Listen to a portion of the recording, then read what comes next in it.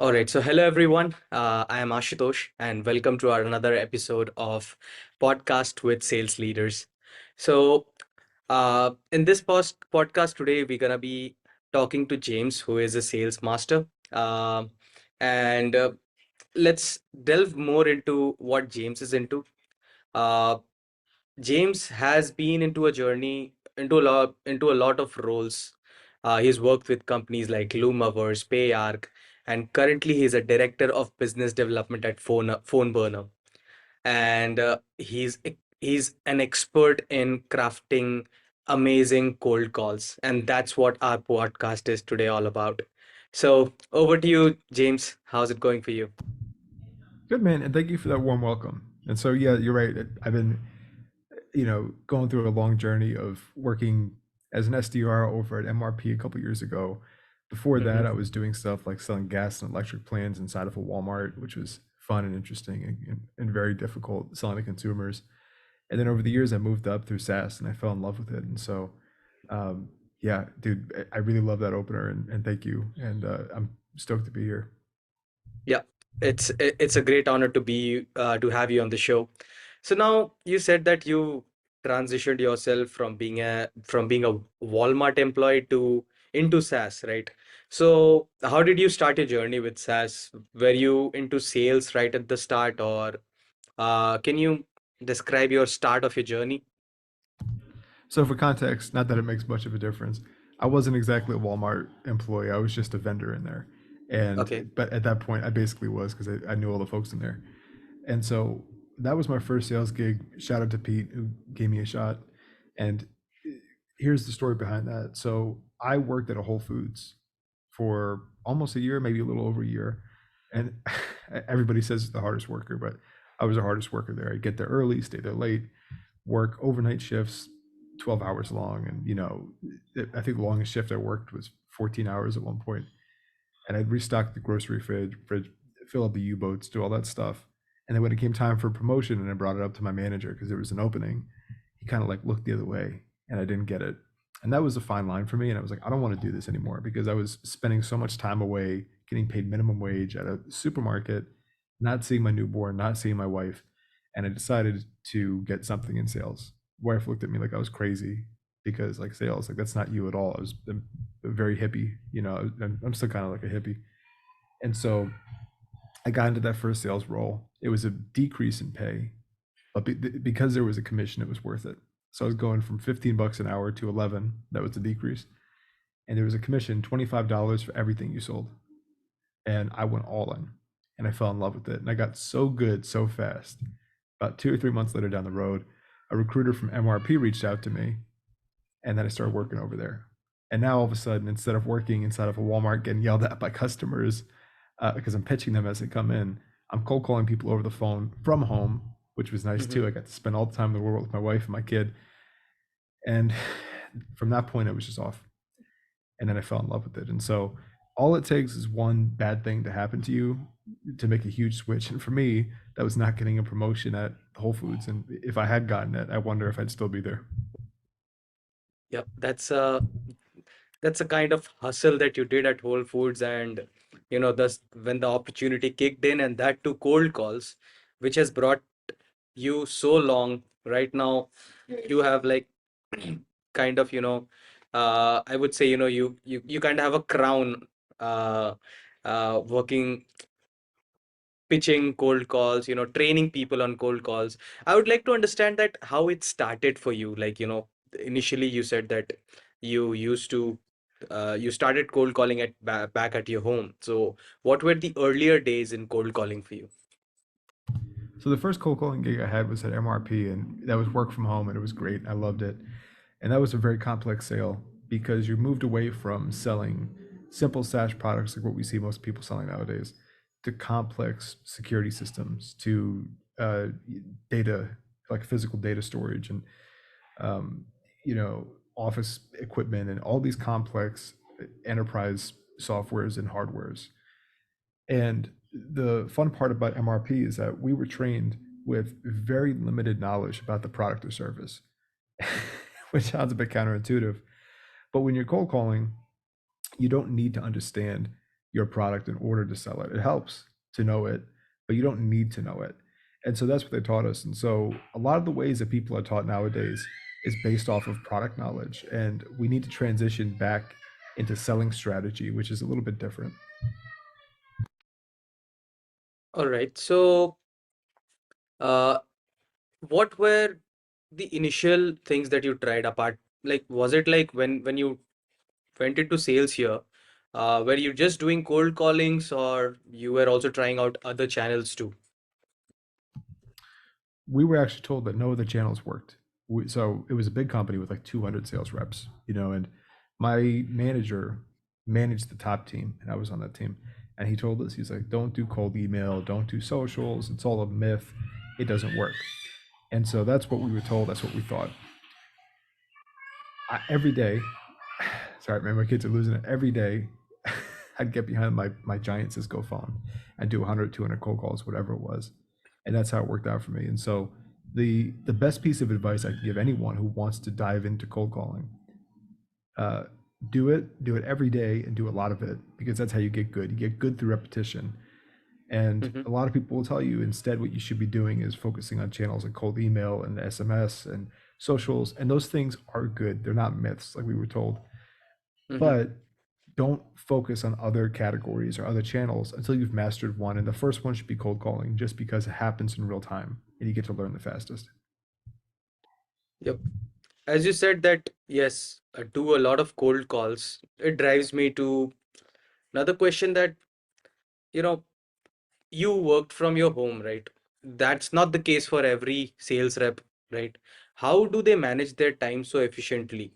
When it comes to scaling up their numbers, when it comes to uh, making more cold calls, the time management kind of, it becomes skeptical. So how do you kind of, manage that?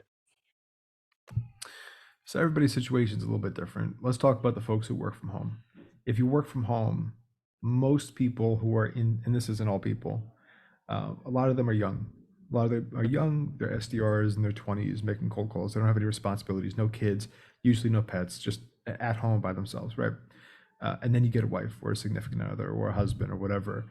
Then you have a kid. Then you have another kid. Then you get a dog, and things become a little bit more difficult. If you want to focus on prioritization for your time, the first thing I'd recommend for anybody who's cold calling, I'm biased, of course, get a power dialer, or a parallel dialer, like whatever. Get some type of dialer to help accelerate your calling. PhoneBurner, like obviously I'm biased. That's been a game changer for me. The second thing is, after you're out of that phase of cold calling, like after you've mastered cold calling and you want to start experimenting with different channels, there are really three different ways, three different activities you could do to generate pipeline. And so I call these compounding activities, lagging activities, and real-time activities. Compounding activities consist of things like social media content. And so if you're an SDR, a good tip is kind of become like a micro influencer. It's kind of hard to do, but as you grow your online brand, more people will come to you one by one to tell you, hey, we want to run a free trial with PhoneBurner or whatever, right? So in the morning, put out your compounding activities, social media content, whatever. The second thing you do is do your lagging activities. Lagging activities are things that, like, they're direct sales actions, like sending a cold email or cold DM, and they have a delayed response. Get those done in the morning. And so that way you can get them done before 9 a.m. or whatever. After that, then you get into your live activities, which consist of, in-person events or cold calling over the phone. That way you create a system where your compounding activities are able to generate pipeline for you when you're not doing anything. Your lagging activities give your prospects a chance to reach back out to you while you're doing your live activities. That's pretty informative. Yeah, the, definitely your other activities that you do, eventually it pipelines to your main activity, that is cold calling. And the important thing is become a brand, make yourself a brand for uh, if you are working with a product, if you're working with your tool, if you want to outplay your tool from others, each and every member of your team should kind of, work themselves to make themselves as a brand along with the tool. Yeah. So now, uh, No, this is for the new reps, right? Who are looking to make an impact. We just discussed that these three strategies are very crucial for them, right? So, but let's just stick on cold calling, right? So let's say, I am a very fairly new SDR. I'm just starting. I'm just thinking, I should go ahead and try out my career into cold calling. Okay. And I pick up my phone, I call my first 10 clients, and what I get is rejections or objections, right? Uh, I have heard it from a lot of people that the first 30 seconds or the first 20 seconds are very crucial while you're making cold calls. So, what's your tip? What, based on your experience, that how could you make those 30 seconds amazing so that, the person who's picking up the call should listen to you? It grabs their attention and, you stretch it to another 2, 3 minutes. So there are three different levels to this. The first thing you have is your 4 seconds. Then you have your 30 seconds. And then if you're lucky, you have a 30-minute conversation, right? Or not 30-minute, but you have your conversation. And so that looks like this. For the first 4 seconds, your prospect is making their opinion of you. Over the phone, take it. And so for those first 4 seconds, the first thing you want to do is identify their personality and the way they talk and things like that. Example, you get somebody who picks up the phone and they say, hello, then you say, hello, it's James. You get somebody who says, hello, you say, hey, you're gonna hate this. This is James. I'm actually cold calling you. You get somebody who's like, hello, who's this? Just say, hey, this is James. And so you see those tones. What happens there is if you master tonality in those first 4 seconds, you're able to open up 30 more seconds. They'll hear your pitch. Then you give your pitch. You know, I'm sorry for catching you out of the blue. Just full transparency. This is a cold call. I'm calling from PhoneBurner, just a high level.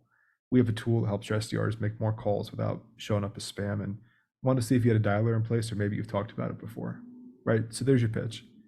Now, if there is some level of need, or maybe there's not, you open up a conversation and then you start talking to your prospect and asking them questions around what they're currently using, what they've tested out in the past, what they've checked out in the past, so you can keep that conversation going. Um, how do you get so much, experience in tonality, like someone new, what would you like to recommend them? Like maybe there are certain sort of exercises or anything that you'd like to share. The best thing you can do is just practice, and you practice by actually doing it. A lot of people do cold calls, and when they do cold calls, they have this idea that they need to be very positive. This is something I was actually taught back when I worked at 2020 companies in NRG. It was you had to be very happy and optimistic all the time. It's like, guess what? When people are in Walmart shopping around, they don't always want someone who's like, "Hey, how you doing?" I was very like low key and quiet, and my manager said you have to be you cannot be over, like too excited. It's impossible. You could just be as excited as you want to be. Lady walks in with her kid, pushing her kid in the stroller. I go, "How you doing?" And she looked at me like this, and she was totally freaked out. And I lost that sale. And I looked back at my manager, and he's like giving me thumbs up, despite the fact that I just scared them away. So don't always have the same tone. That's the point of this. It's like you don't always want to be happy. You don't always want to be grumpy. What you want to do is mimic your prospect. And so I think Jordan Belfort was one who said it. Maybe it was somebody else. I don't know. People don't buy from people they like. People buy from people they are like, and that's a difference. So when you're able to reflect tonality, it immediately gets somebody to trust you. It's called the law of congruency. Uh, yep, that's pretty awesome. Uh, so it's just like mimicking someone whom you're talking to. All right. So can you share some of your experience where you remember that, uh, you, you cold called someone and you had an awesome opening line, and that eventually, happened to be a 30-minute long conversation, and maybe, you just closed that deal down the line. So yeah, I'll give everybody a tip, and this is a good tip. So a lot of SDRs, especially, have this idea that they constantly need to pivot. And there's a difference between pivoting and refining. Pivoting is when you have an idea or you have a script And then one day you say, okay, this isn't working, and then you scrap it, start from scratch. That's a pivot. Refining is when you start off with the simplest script possible. And for this instance, we're talking about openers. You have the simplest opener possible. Run that opener 200 times. Talk to 200 people and use that opener and see how many conversations you have. If something isn't working, start highlighting that area in red. If something is working, highlight that area in green. What's going to happen is you're going to figure out what's helping you have conversations in your opener and what's killing your conversations in that opener. Once you figure that out, you can start making small changes, and that's how you refine. And so, if for the people listening to this, if you want to have a good script, the tip to it is to refine your strategy and not pivot. But what I believe that, see, what is working for 10 people might not work for the other set of 10 people, right? So, uh, how constantly, making changes works. So, right now I'm following this script. I made these 10 points that I need to make.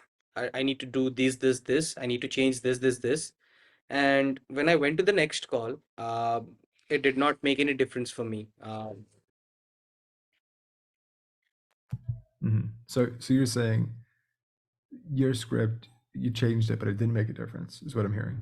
Yeah, yeah. So I basically mean like we need to have a dynamic script while cold calling people, because as you said, tonality, you don't know what is the mood of the person with whom you're speaking to, and that completely makes sense. You can't just follow one script for everyone.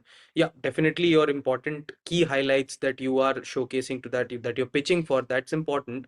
But I'm just talking about the opening of the call. uh, Yeah, yeah, you have to be dynamic in your opening. And yeah, tonality is something that really helps you to make dynamic. yeah. I mean, that's the thing too, is like the opener is probably the least important part of the call. Like what you're saying doesn't matter that much. It really matters like how you're saying it, which I know that's a cliche and I know it's kind of drawn out that people say that, but there's so much Hmm. truth to it. And so if you say things the right way, I mean, like you may have heard of this before. I didn't shoot the dog. I Hmm. didn't shoot the dog. I didn't shoot the dog. I didn't shoot the dog. You hear like those different tones, they mean different things.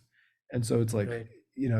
that's an extreme example, but like you see where I'm getting at with this. So what you're saying in your opener, like ask me, I will say this though, no matter what opener you use, I highly recommend using a permission-based opener as opposed to just steamrolling someone. It Even if you get somebody to listen to your steamroll, chances are they're not really actively listening. When you get someone to agree to your PBO, what ends up happening is you have less people that listen to you, but the people who do say yes end up converting more anyway. And so you have a higher conversion, even if you have less conversations, which is what you want. Okay. Yeah, that makes sense. All right, now coming to team management. Currently, how many sales reps you're managing at PhoneBurner? So right now it's just me and one other guy. We've had some of the people they've left and things like that. Right Mm-hmm. now it's just me and one other person. The most people I've managed at once I think was 8, Mm-hmm. and that was that was difficult. All right. So, what was difficult, if you could point out? When you manage one person, you're in a player coach position where you get to make cold calls and you live listen and you help them with their calls and you do all that stuff. That's fun. Then you had a second person and it's still sustainable. Then you had a third person, a fourth person, and now you're really getting out of that player position, that player coach position, and transitioning more into just a coach position. And you had 5 and 6 and 7 and 8. Now you're managing 8 people and you have a lot more responsibility. And the problem with managing 8 people is that typically you have at least 2 or 3 people on the team who have super high levels of either like opinions or emotions or whatever the case may be, and those 2 or 3 people take up over half your time. So they'll, you end up working earlier in the day, later in the day to compensate and make sure that they're fulfilled. And so like that, a lot of people who are like a lot of people who are switching into the first management role think it's going to be easy because I'm a good rep and I know how to train people.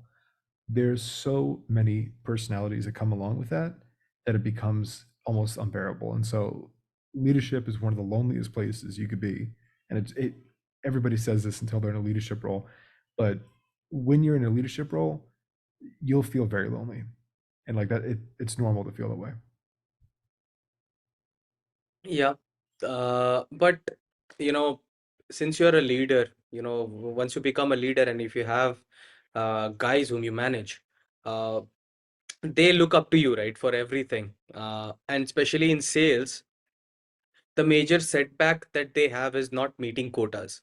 And ultimately, they run back to their after their leaders, their sales leaders, and asking them how do they go ahead, how do they hit their quotas every time. So, and that is a lot more when there are new reps, just starting off their sales journey. And uh, I wanted to know that how do you motivate your reps when they are not up to their mood, they are not hitting their quotas and not feeling good about it.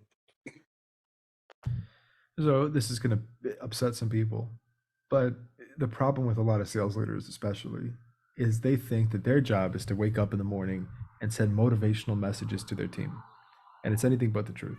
It's nice. It's nice to be encouraging and motivating and all that good stuff. The last thing we need, though, are motivational speeches every day. If you have to wake up and say, "Oh, I have to do another day of cold calling," maybe you shouldn't be in this at all. This is something where, and anytime I ever feel like that, because I feel like that too sometimes, like, oh, I don't want to do this today. I don't want to manage people. I don't want to deal with prospects. I don't want to do any of that. And then I think about life before cold calling, and I was like, all right, I didn't have any commission. I was broke, admittedly, like I was completely broke. And no matter how much I worked, I could never get ahead. I was always behind on bills. And I'm like, all right, well, the trade off is there's so much vertical growth in this specifically. I don't have a college degree or anything either. So it's not like I can get a job doing something that requires a degree. This is like, this is the job that anybody can do and anybody can get rich at. And so for the people who are like, oh, I just don't feel motivated, go work somewhere else. Go work in customer support. Go work in, uh, you know, the food industry or something. Like, do what you want to do. Don't be here because there's somebody else who wants a spot. And so instead of thinking to yourself, how do I motivate my sales team? Think to yourself when you're hiring people, how do I find people who are so desperate for a job like this and really want to prove themselves out that I'll never have to sit there and motivate them. If you have to motivate your team, it's not scalable, and so that's a problem in itself. Uh, and there are things that you could do to keep your team motivated. I suppose, like really good. If you guys have checked out Call Blitz or virtual sales rooms before, calling together if you work remotely is great for morale and it's great for training and all that stuff too. But at the end of the day, the biggest difference is finding people who are B players trying to transition into an A player position, as opposed to someone who's a C player and just doesn't really care and is always going to be a C player. I feel the biggest motivation only comes when you start converting.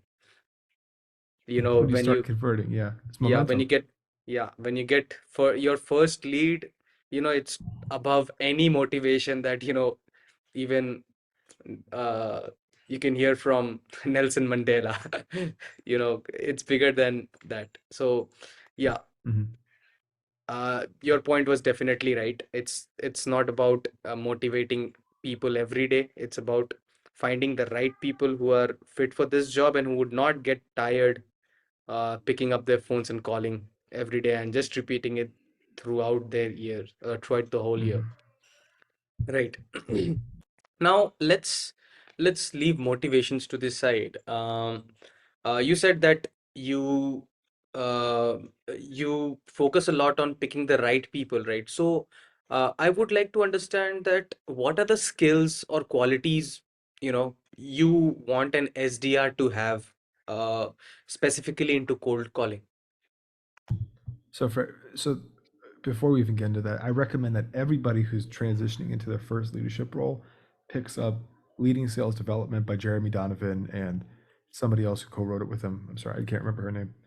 But get that book because that book is a game changer, and that book talks about how to build your first sales development team and what to look for.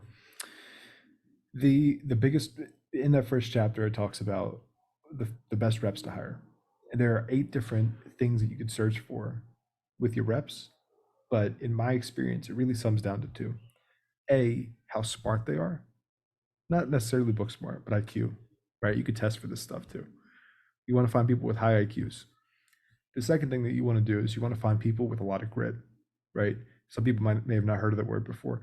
Grit is when you're able to do the same thing every day without burning out. Grit is when you want something so badly, you'll just keep grinding away for it. Most people don't have grit.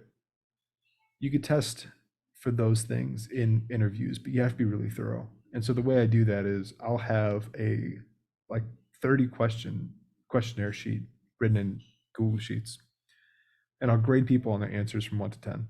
The people who score the highest are the people I typically hire. Okay. Okay. So, by any chance, if you could share a couple of things that you have in your sheet, I'll just. share the I'll share the last Mhm, one because that one mhm. proves somebody's way of thinking. So the last question I ask everybody is I give them a scenario. And the scenario is about my wife and I, excuse me, getting an oil change and the mechanic asking us, or basically upselling us. He did a really good job and it's a real story. And so I'll go through the entire story step by step, explaining this is what he did. He did this and this and this and this. And then I say to them at the very end, based on that, what do you think they did right? What do you think they did wrong? And what do you think could have been better in general? I let them just explain.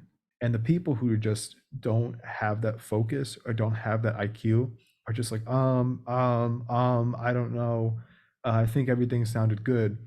And the people who are high IQ, even if they haven't worked in sales before, they sit there and they really think and they say, well, I don't understand why this person didn't do this or do that. And so that's a good way. Give somebody a scenario and have them break it down and grade them on that. And I've had people who were so insightful after I gave that story, they gave me answers that I hadn't even thought about. I was like, oh, that's a very clever way of thinking about it. And those people were like immediate hires for me. The other questions I'll ask people are why sales? And you can learn very quickly. Some people just want it because they want to work from home. And that's great. I mean, if you want to work from home, good for you. But the problem is if you want to do it just to work from home, you're going to be miserable at home every day anyway. And then you're going to miss quota because you don't like it. Other questions, I'm trying to think of something off the top of my head here. Um, I'm drawing blanks because I haven't interviewed in a few months now, but those are the type of questions I'll ask. I get it. So, uh, talking more about scenario-based questions, the what you generally ask. Uh, so these these also in the real time when while cold calling, you have to deal into different scenarios where people could object. Let's say just pitching something and you get an objection, right? So I would love to understand from you, like, can you recall one of your past incidents where you know you everything was going good and all of a sudden you got objected, you faced and that's kind of a challenge that you faced during your time. So what kind of objections or what kind of challenges you faced during your early period, and how did you try to overcome that? You can speak about your top three challenges that you came across while cold calling. In terms of objections or in terms of just problems cold calling? We can speak about objections specifically and overall problems later. I don't know if I have a top three. I will say this though. The thing about cold calling and objections is that we start to play this game with our prospects where we try to overcome all of their objections. And the better practice is to just respect the person on the other line. I worked for this guy for a couple months. Big LinkedIn, or not LinkedIn, big YouTube sales guru, Mark Wayshak. And I was his founding SDR. And I would cold call for him every day. It was 300 calls a day. It's how I got introduced to PhoneBurner too, which was fun. Um, and we were selling sales training programs. And so as I'm calling people on the phone, people would say stuff like, I'm sorry, I don't have the money for anything like this right now.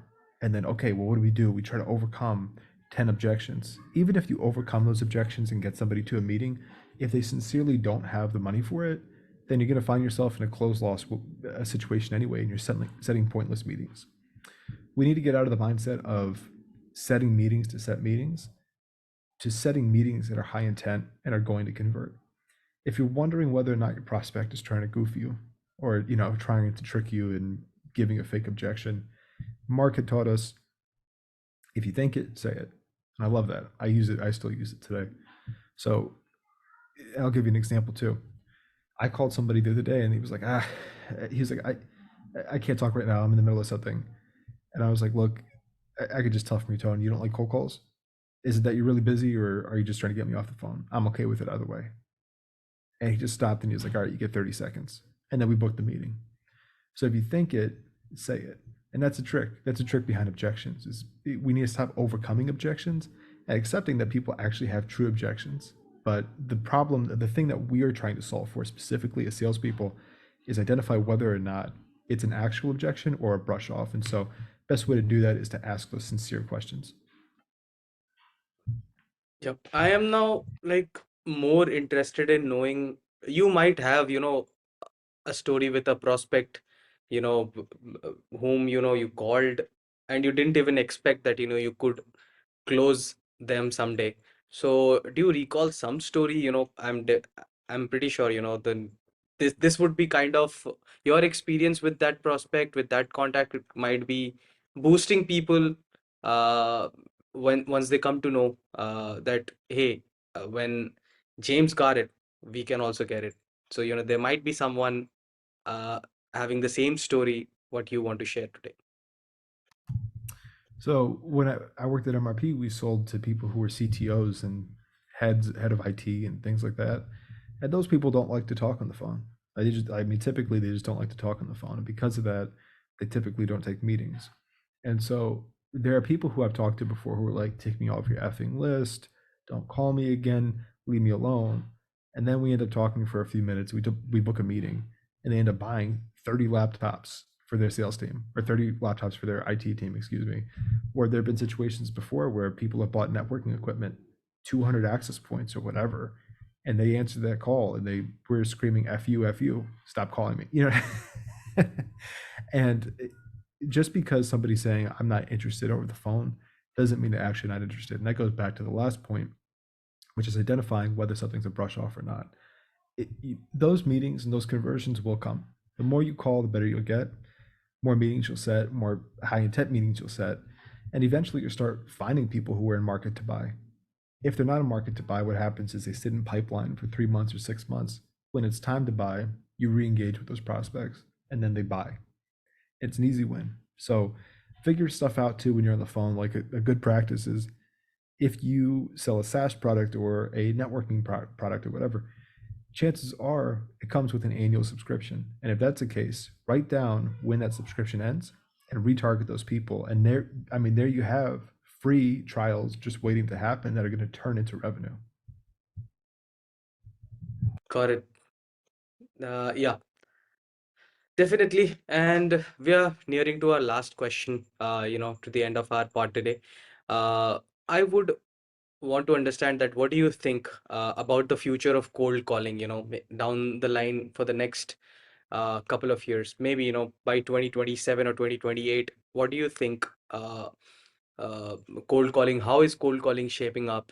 Is it gonna be a uh, things are gonna change, or do you still think that cold calling has a lot of potential even in the future times? These things ebb and flow. So for the people saying cold calling is dead, right? Because you've heard that a million times.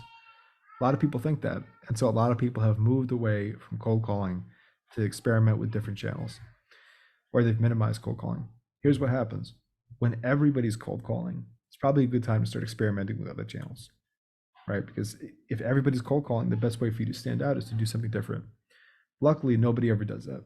And so cold calling, because nobody ever does it, helps you stand out a lot. You see these stories on LinkedIn, and I'm going to share another one right now. There's so many stories of sales leaders getting phone calls and saying, I haven't gotten a cold call in a year. I haven't got a cold call in 2 years or 3 years. This was awesome. I booked a giant enterprise account a couple weeks ago, and they moved on. They were going to run a free trial with us. We're still talking to them. The guy was like, "Oh, he's like, this is the best cold call I ever got. Given I've only ever gotten three. This is a VP at an enterprise-sized company." So anyway, to answer your question here, the way that it looks in 27, 28, it's probably going to be what it is now, if not better. Buyers are going to get exhausted from AI calls. They're going to get exhausted from cold emails. And so when you get a real call with a real person, it's going to be a huge, uh, bump and a huge pointer, and you'll be able to actually have a real conversation. It convert probably higher than any other channel. Yeah, it's just that you just raised this topic of where buyers are gonna get calls from AI, AI modulated calls basically. Uh, uh, do you think there are any emerging trends at this point of time that the sales reps should who are watching this video, who would watch this pod or listen to this pod should know about, and and should try to prepare themselves, know a bit more about that trend and that featured or yeah. So the easy answer to that is that if you look at any organization, any enterprise organization, what happens is the top 20% of SDRs generate 80% of the revenue for the company, through the outbound channel at least. That's a proto principle, and it's accurate in sales too. The hard part about this is if 20% of your salespeople are generating 80% of your outbound revenue, that leaves 80% of your sales team generating 20% of your revenue. It doesn't make sense to keep those people when they could be cheaply replaced by AI.